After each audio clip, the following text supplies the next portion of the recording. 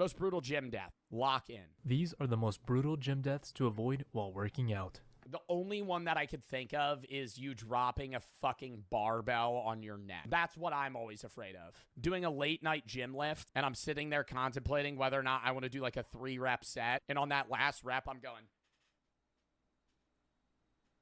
You're like, if I drop this, I'm going to die. Nobody's here to save me. They'll find me dead on the bench. Oh my God, this is going to be so bad. 1.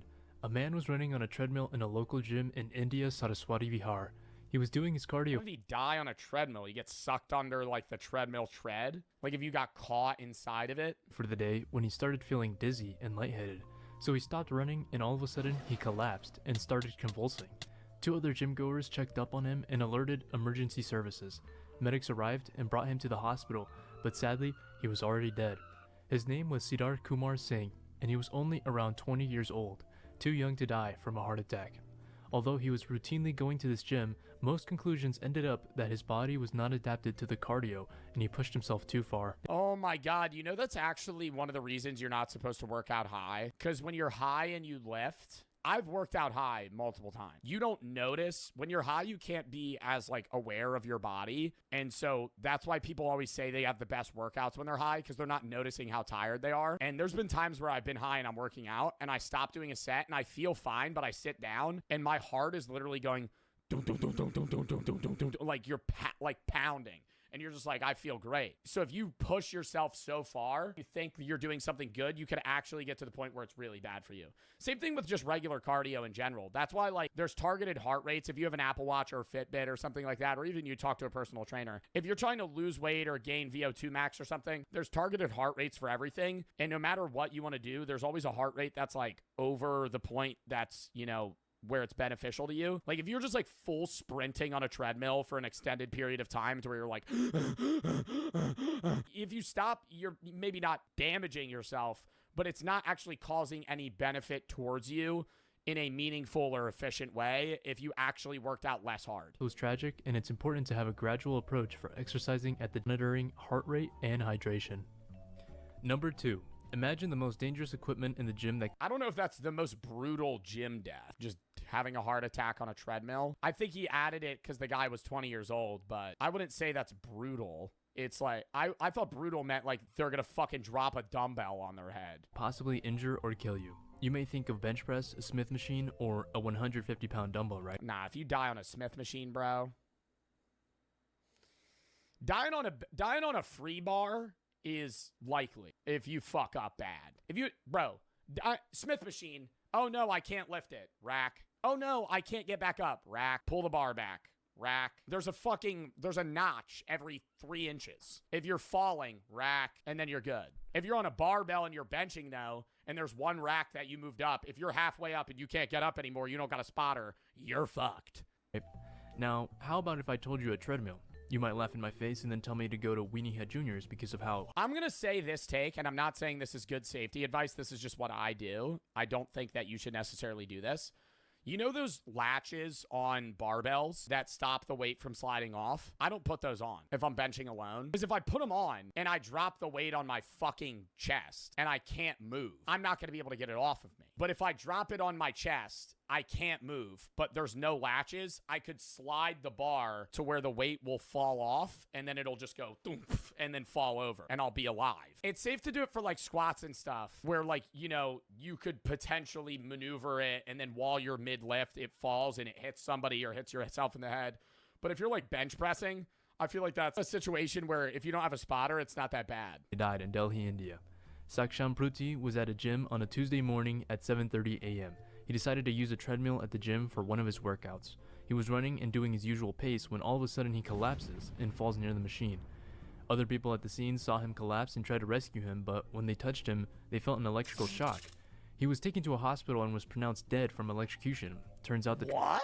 Like the when he was running on the treadmill, it like the electricity went through the wall socket and killed him? Treadmill he was using was faulty. It had multiple complaints about giving shocks to people who used it, but the facility did nothing about it. After the incident, the gym was closed and the owner was arrested due to the negligence of the equipment. I'm glad this gym was closed so nobody else could get killed from a faulty treadmill, but it's unfortunate because he died at 24 years old. Dude, that gym equipment had to be so bad. Like, run down to the point where it was becoming like an actual electrical hazard. Number 3. On a Tuesday afternoon, a young woman decides to work out at the gym with her boyfriend. The gym that they're in has 3 floors, and the boyfriend wants to do an exercise on a different floor than her. She wants to run on a treadmill on the 3rd floor, so they part ways to do their own exercises. She's making great progress while running, so she wipes her face with a towel and gets off the treadmill, but she loses her balance and finds herself on a ledge of an open window. She tries to grab onto anything she can, but Okay, why do they have an open window directly behind a treadmill? This just doesn't even seem like the people's faults. Like, maybe the first guy pushed himself a little too much. Second guy just got electrocuted. Yeah, she fell, and that's like, you know, an accident on her part. Why the fuck are we putting cardio machines next to, like, just glass windows where you could, you know, easily fall back, trip, and then, like, actually pass out on the window and die? and falls 3 stories in the air? I feel like I would put cardio on the bottom floor. stories onto her head. She was rushed to the hospital, and doctors did the best they could. Why is it a multi-story gym? Multi-story gyms are amazing. I love multi-story gyms. They're the best gym. But you shouldn't have cardio on the top floor. And if you do, you should have the machine facing the window. So if you were to fall, you would fall back into the, you know, warehouse or wherever you're in. But were unable to save her life. The window behind the treadmill she was using was 2 feet away and was not supposed to be open. There was actually a sticker that stated not to open the windows, but it had been reportedly damaged. This incident could have been if the gym had not been negligent of making an openable window 2 feet away from a treadmill that could easily be walked out of. Number 4. It's July 15th at the Paradise Gym in Bali, where a man is going to perform squat presses with a 450-pound barbell. This man is an Indonesian bodybuilder that has an Instagram following of 35,000 people. He's also a fitness trainer at the gym he is working out in, so he's not an amateur when it comes to working out correctly. He's ready to do a rep for the 450-pound squat press and has a spotter with him just in case he trains to failure. He squats the weight and starts standing up, but can't. It's too heavy. And it just falls on his neck. This is what I assume most people would die from. The spotter tries to help lift it up, but can't bring the weight up for the lifter to stand. I will say getting called to be a spotter at a gym is an honor. Annoying, but an honor. If some I've been at the gym sometimes, some dude's like, yo, could you spot me? And he's some jacked ass 5'6" guy. And I'm like, oh no. Turn the corner. It's fucking 365 on the bar. I'm like, yeah, man. Yeah, no problem, boss. He's like, doot, doot. And then on that bottom rep, I'm just sitting there like, fucking inverted grip. I'm just trying to fucking back pulling that shit off. Buddy, I'm not saving your ass if you drop that. He squats back down and falls onto his butt, and all the weight rolls onto the back of his neck, resulting in his neck snapping. He's rushed to medical attention, and they oh my god, dude. I would feel so bad if I was the spotter. Perform an emergency operation, but unfortunately, it's not enough to save his life.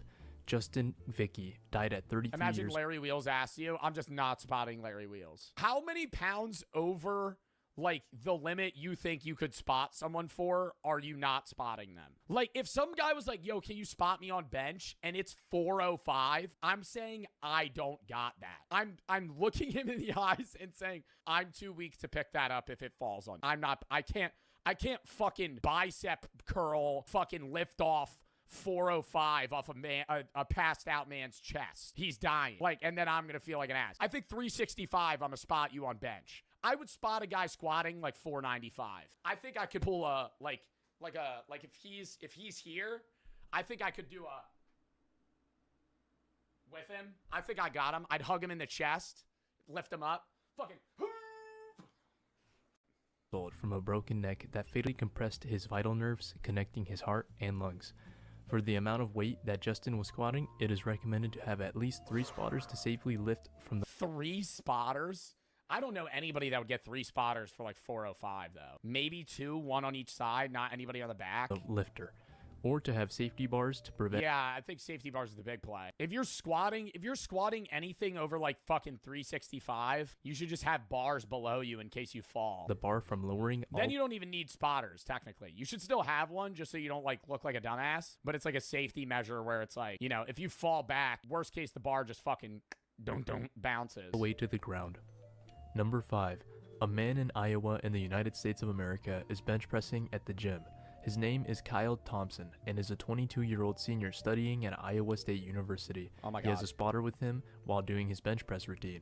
No. He puts 315 pounds on the barbell and starts his rep, but the bar suddenly slips from his hands and falls right on his neck. I actually have that fear all the time. Like, there's times where I'm benching and you'll be shaking and you almost half lose your grip. Like, the bar almost falls out of your fingertips, even though you're like interlocked. Doing that with 315 though, If he's all right, staff from the gym that would instantly kill you. If you drop 315 on your neck, that's killing you. give him CPR up until first responders arrive at the scene. He was transported to Iowa Methodist Medical Center where Kyle died from major internal Wow, dude. injuries due to the trauma on his neck. I wasn't able to find more information on how exactly the bar slipped from Kyle's hands. However, I could presume that he was using the suicide grip. This is where your fingers Oh, when I see guys bench like that,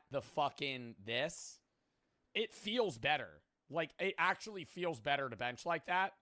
But like, it could just, if you fucking slip, you have sweaty palms, falls right out of your hands. wrapped around the bar without the thumb underneath. This makes it possible for I do pull-ups like that. When I do pull-ups, I just hang like this. I don't use my thumbs. I'll kind of let my thumbs just hang. But, you know, worst case, I fall 3 feet onto the ground. the weight to slip onto the person, so it may have been the cause for the bar to slip.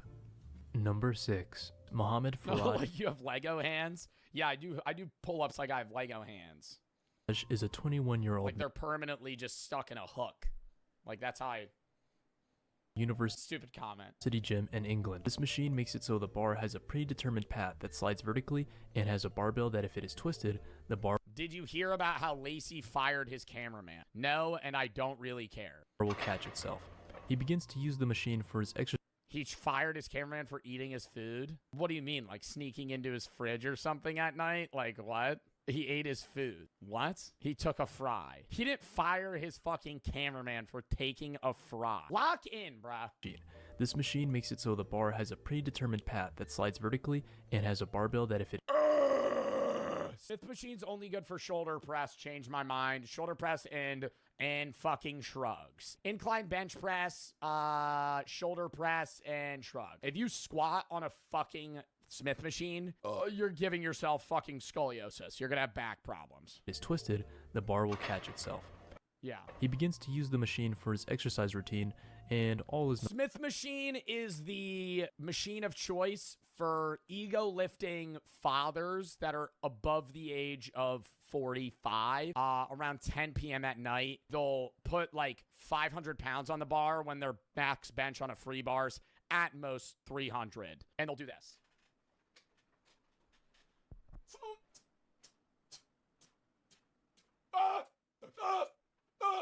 And fucking eighth rep it. when people at the gym hear a loud crash by the machine. It turns out that Mohammed lost control and had somehow injured his head. 2 people at the gym ran over to his body to give him CPR. Emergency services How arrived did it land on his head? Was he doing skull crushers? shortly after 7 p.m., where they do their best to try and resuscitate Mohammed, but it isn't enough.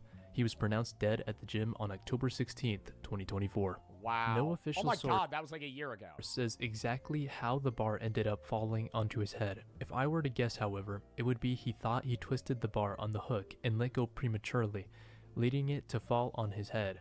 Honestly, Well, I'm thinking that, or the one really shitty thing about Smith machines is the hook is different in each Smith machine. And if you go to a different gym, you might be used to turning it this way to hook, but you actually have to turn it this way on this machine. And so it could really fuck you up if you're doing like a high weight workout to where you think you're going to rack it and then you just let go and it falls on you. would just avoid using this machine altogether. Not only is it an artificial path for your bar to travel, if the weight is too heavy and you have no spotter, you can't roll off of it or unbalance the bar to one side and get it off of it. Number 7. In Wuhan, China, a 27-year-old man is bench pressing at a public gym. His name is Xiao Hu and is accustomed to working out by himself. He decides to load up 220 pounds on a barbell to train his chest and That's 315. takes out his phone to record himself. He puts on a weightlifting belt and is ready to bench press. He lifts the barbell and lowers the weight onto his chest and begins to push it up, but his arms begin shaking. It's too heavy. The weight begins to slowly lower back to his chest, then slips onto his neck, pinning him to the bench. He's making desperate efforts to lift the weight and place it back on the rack, but to no avail. He tries to unbuckle his weightlifting belt, but he can't, and with his deteriorating strength, lifts his legs to move the bar up, but it's not moving. He's knocked unconscious from asphyxiation. Move the bar up? I feel like you should always move down. Move it onto your stomach. If you ever drop a bar on your chest, I think you first and foremost scream for help, like immediately, because I know I'm like doing a nervous giggle there. Seriously, that's dangerous. But slide it down. Don't slide it up. You're not going to get it over your head. That's how you kill yourself. You're going to fucking move it down to your stomach.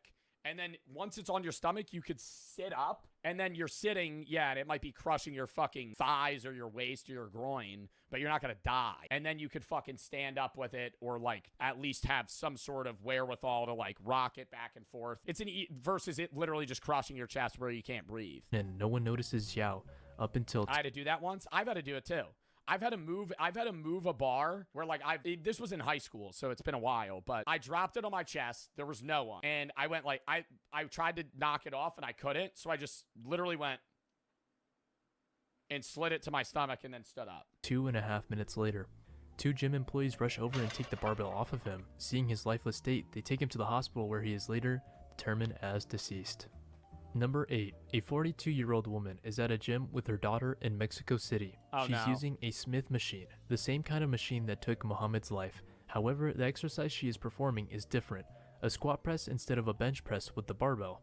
She has a bench seat underneath her while she is about to perform a squat. She decides to squat 400 pounds on the Smith machine.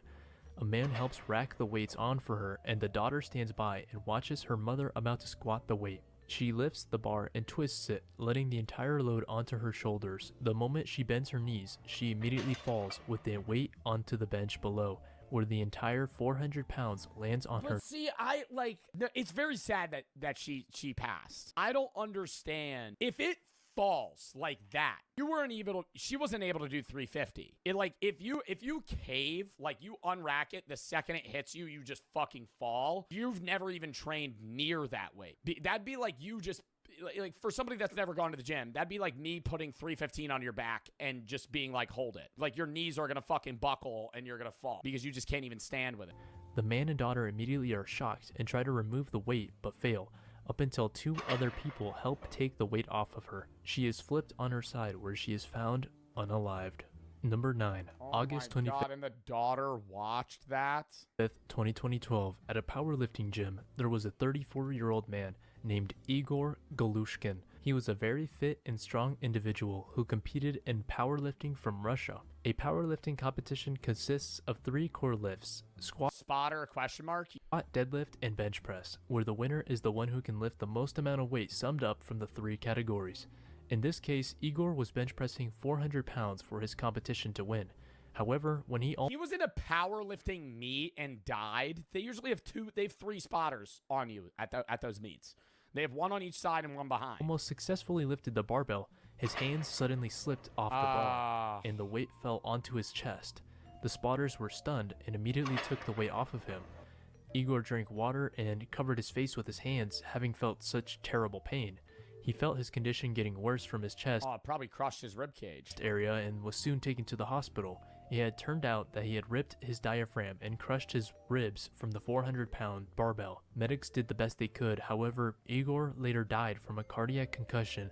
No way. Well, I always say the big thing too, dude, is like, I don't want to say that's one of the reasons I don't really do powerlifting workouts anymore. It's just like I feel better doing bodybuilding. And I know some people like make fun of me and they're like, you're smaller than you used to be. I don't really care. I half-ass my workouts now. It's like I just want to look how I do now. Would I like to be bigger? Yeah. Am I motivated to get bigger? No. But it's like when you're lifting that amount of weight, like I used to be so hyper fixated on like I have to lift more than I did previously. And that's how you just fucking injure yourself. Not usually to the point of death, but it's like outside of the treadmill workouts, all of these people were lifting absurd amounts of weight that they couldn't pick up and just felt the need to for like, you know, that goal, like reaching that goal, trying to skip towards it. I think a big thing is just if you're gonna powerlift, have fucking spotters, know your form's right. And if you know you're not, like there's a chance you're not gonna pick this the fuck up or fall, have some sort of way to get out, whether it be a fucking safety rack, whether it be, you know, somebody waiting for you, some shit like that.